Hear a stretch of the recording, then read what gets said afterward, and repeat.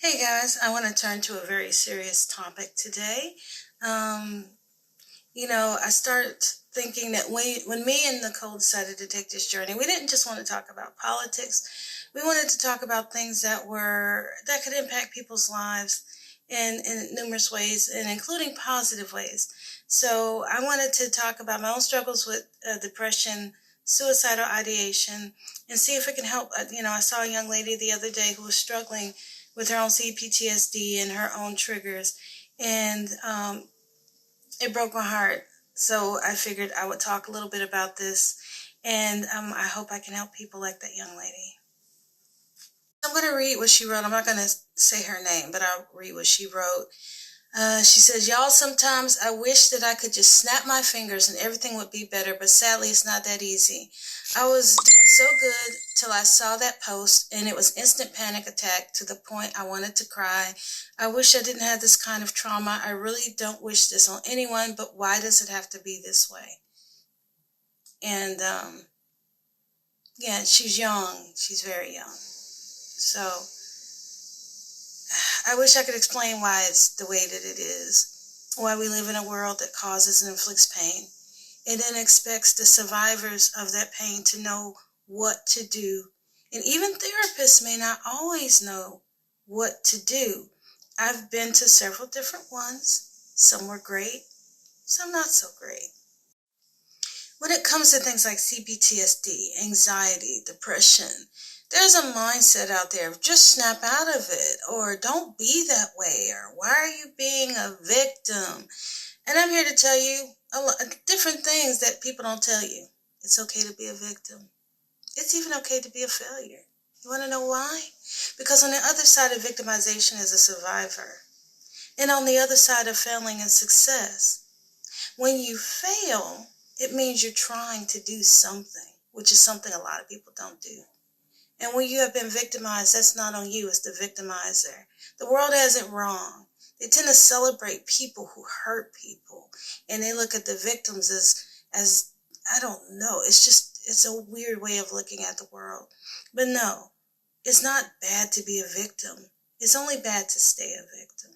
When you're victimized enough, and in my case, it was during childhood, I had a father who had his particular issues. He was a good man, but he was a flawed man. And when he wasn't around, bad things happened to me and my sister. They continued to happen to us until we became teens, and we ended up in foster care. And in foster care, I got a little bit of reprieve, but the things that happened to me created, suicidal ideation. I tried to kill myself more than once. One time jumping out of a speeding car on the highway. It was traumatizing.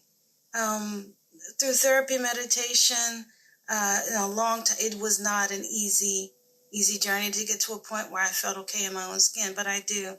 I stopped apologizing for where I was and how I feel and what I'm going through. And I own it. I own it. Even my scars. That's the only thing you can do, baby. In accepting your scars, what you're able to do is take a look at them, banish them, figure them out. When they start to hurt, you apply whatever you need to make it better. There's 3 things that I do, and these 3 things may not work for you. You find your 3 things. Yeah, I wrote them down because I'm old, y'all. I gotta remember stuff. I write it down. The 3 things are the B's. Be honest, be happy, be yourself. And being honest is when you feel like the young lady in this thing, you did the right thing. If you don't have people in your life, and some people don't understand why sometimes people go on social media to talk about stuff. They do this because they don't have people in their actual lives who listen.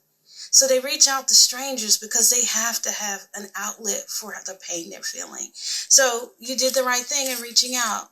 I don't care how anyone else responded.